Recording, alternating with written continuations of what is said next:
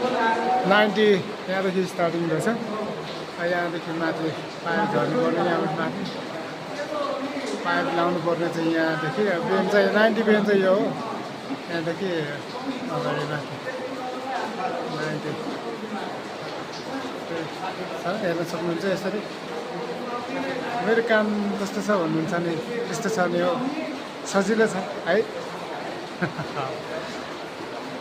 Sorry यहाँदेखि बेन राखेर हामी यसरी यहाँदेखि पाइप लाइन यसरी अगाडि बस्छौँ।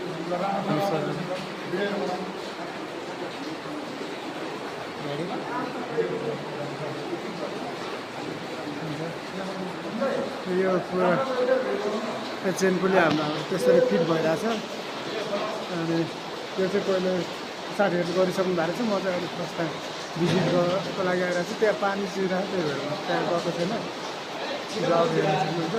त्यो चाहिँ 90 पानी त्यो पाइप छिटो भएर माथि आएर यहाँदेखि अब बेन राखेपछि माथि पाइप छिटो हुन्छ। त्यहाँदेखि अब योदेखि यताको चाहिँ यो भाग चाहिँ यताको यहाँदेखि छिटो भएर जान्छ।